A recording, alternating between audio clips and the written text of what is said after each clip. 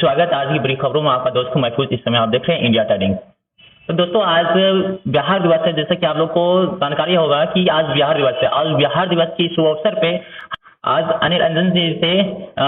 खास बातचीत करेंगे जो कि हमारे साथ जुड़ चुके हैं और इनसे यही पूछना चाहेंगे कि आज बिहार के 111 वर्ष हो चुका है और ये बिहार दिवस की शुभ अवसर पे आप क्या बोलना चाहेंगे और जनता को क्या पैगाम देना चाहेंगे? सबसे पहले बिहार दिवस के अवसर पर हम समस्त बिहार वासियों को शुभकामना का संदेश भारतीय कम्युनिस्ट पार्टी के जिला कार्यालय बेगूसराय से अनिल कुमार अंजाम राज्य परिषद सदस्य देना चाहेंगे। और हम चाहेंगे कि बिहार आज के दौर में भी जिन समस्याओं से घिरा हुआ है हम उस समस्या से कैसे निजात पाएं और बिहार को निरंतर विकास के दहलीज पर हम कैसे ले चलें, इसके लिए हम अपने स्तर से तो प्रयासरत हैं ही। हम समस्त बिहार वासियों से भी चाहेंगे कि जाति संप्रदाय के संकीर्ण मानसिकता से ऊपर उठकर ही बिहार का विकास संभव है, देश का विकास संभव है और देश का एक अभिन्न अंग बिहार है। और बिहार अपने आप में एक ऐतिहासिक धरती है, संघर्ष शहादत की धरती है। इसलिए आज़ादी के आंदोलन से लेकर आप देखेंगे कि जमींदारी प्रथा के उन्मूलन करना जो भूमिका रही है बिहार की, जो भूमिका रही है भारतीय कम्युनिस्ट पार्टी की, तो उन दिनों को जब हम याद करते हैं तो हम याद करते हैं कि जब शोषण जुल्म पराकाष्ठा पर था ब्रिटानिया हुकूमत के दौरान, जब हम जूझ रहे थे, लड़ रहे थे, क्योंकि आज हम 111 साल पूरा कर चुके हैं और 112वें साल में हम प्रवेश करने वाले हैं। तो जब हम मुड़ कर देखते हैं तो अतीत की उन गहराइयों में जो शोषण जुल्म जो ब्रिटानिया हुकूमत से लेके जमींदारों के द्वारा जो आम आवाम पर जो ढाया जाता था, आप उस बिहार को याद करें जब जाति के नाम पर, जब छुआछूत की भावना थी, जब हम एक साथ बैठ नहीं सकते थे, जब एक मानव दूसरे मानव से घृणा करता था जाति के नाम पर, तो उस छुआछूत वाले बिहार को, उस गैर बराबरी वाले बिहार को एक हद तक न्याय दिलाने के लिए जो हमने संघर्ष किया, हमें अपने आप पर गर्व है, फख्र है कि हमें लाख शहादत देनी पड़ी हो, लेकिन उस जकड़न से हमने बिहार को निकालने में एक हद तक सफल हुए। और आज जब एक बार फिर हम देखते हैं कि और जाति और संप्रदाय के नाम पर कलुषित मानसिकता के लोग जब राजनीति करना चाहते हैं तो हमें कष्ट होता है, हमें परेशानी होता है। इसलिए सबसे पहले अगर हम बिहार का विकास करेंगे तो देश का विकास होगा और बिहार का विकास तभी संभव होगा जब हम इन तमाम संकीर्णता से ऊपर उठ के हम बिहार के लिए सोचें, हम देश के लिए सोचें। और बिहार का मतलब ये हुआ कि इसमें जितने भी जाति के लोग हैं, जितने भी संप्रदाय के लोग हैं, जो भी हैं, दलित हैं, अति पिछड़ा है और सवर्ण है, जो भी लोग हैं, उन सबको एकजुट करते हुए हम बिहार के नव निर्माण में हम अगर आगे बढ़ते हैं, संघर्ष करते हैं, तो निश्चित रूप से ये बिहार दिवस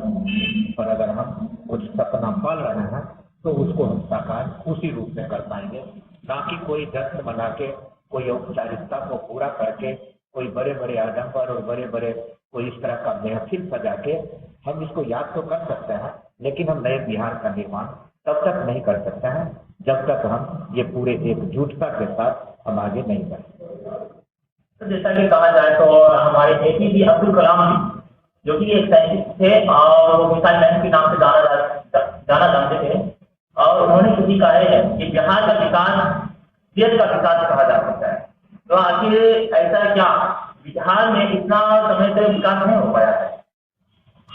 ये कहना गलत होगा कि बिहार में विकास नहीं हुआ। बिहार में भी विकास हुआ और राष्ट्रीय स्तर पर भी हमने विकास किया। अपेक्षित विकास नहीं होता। और हम अभी अगर आपको बता दें कि हमारे पास चीन आज़ाद हुआ और चीन आज़ाद हुआ और विश्व का सबसे खतरनाक नदी चीन का माना जाता है, लेकिन उस नदी जो अभिशाप था उनके लिए, उसको उन्होंने वरदान बनाने का काम किया और बिजली से लेकर और उस सिंचाई का उपयोग और उसी नदी, उसी जल स्रोत का उन्होंने इस रूप में किया कि चीन विकास की तरफ आगे बढ़ गया। और आज के तारीख में यहाँ बाढ़ भी है और यहाँ सुखाड़ भी है। तो आश्चर्य की बात है, अगर बाढ़ है तो फिर सुखाड़ कैसे? कहने का मतलब ये कि हमारे पास जल का भंडार है, स्रोत है, हम उसका उस रूप में उपयोग नहीं कर पा रहे हैं और नतीजा ये हो रहा है कि हम आज भी विस्थापित हो रहे हैं, आज भी हम कटावग्रस्त हैं, आज भी तरह तरह से बाढ़ के विभीषिका से जूझने के बाद जो मवेशी से लेके फसल से लेके और जान माल यानी हर तरह का नुकसान पहुंचता है और तब फिर एक रिलीफ के नाम पर व्यापक पैमाने पर लूट होता है। तो फिर विकास की तरफ जो हम कदम आगे बढ़ाते उसमें एक बड़ा अवरुद्ध है कि हम आज तक हम उसका सही तरीका से उपयोग नहीं कर पाए। अगर हम उसका उपयोग करते तो बाढ़ से भी हमको निजात मिल जाता और सुखाड़ से भी हमको निजात मिल जाता। आवश्यकता इस तरह की नीति का है कि हम अपने अंदर जो भी जल स्रोत है हम उसका कैसे उपयोग करें। और आपको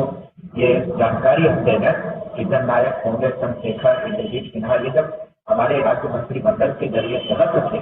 और इनके द्वारा जो कुछ सुझाव दिया गया, अभी भी आप देखेंगे कि जो ढेर सारा स्टेट ट्यूबवेल वगैरह का जो निर्माण हुआ, हम तो नाला रोड के नाम से जाने लगा। उनके समय में जो सिंचाई का व्यवस्था किया गया था, बाढ़ को नियंत्रित करने का जो कुछ उन्होंने खुलबुक दिया और दुर्भाग्य है कि उस पर सरकार कोई कार्रवाई नहीं कर पाया, वरना आज समृद्ध बिहार और एक पूरे देश को आज रास्ता दिखाने वाला बिहार है। इसलिए भ्रष्टाचार की टकरार में हम सब सो रहे हैं। हम बात की का सुधार और लोगों ने चर्चा किया कि जातीय विद्वेष और कला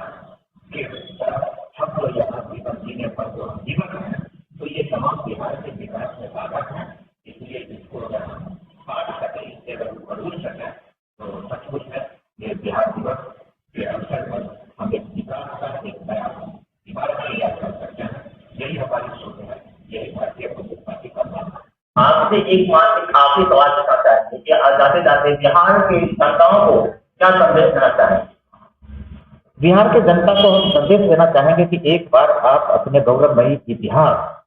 को आप आकलन करें और जब आप इतिहास का आकलन करेंगे, जब अपने पुरखों पूर्वजों के द्वारा जो त्याग, ईमानदारी, कुर्बानी के बदौलत जिस बिहार को, जिस देश को आगे बढ़ाने का काम किया गया, जिसे मुल्क को आजाद करवाने से लेके जो तमाम तरह के शोषण जुल्म के खिलाफ वो कौन सबका है जिसने लड़के आपको यहाँ तक पहुंचाया, और तब आप उस गौरवमयी इतिहास का आकलन करते हुए और तब आप भविष्य का एक निर्माण जो करेंगे वो बिहार के हित में होगा, वो विकास के पथ पर होगा। और हम उम्मीद करते हैं कि बिहारवासी निश्चित रूप से ये तमाम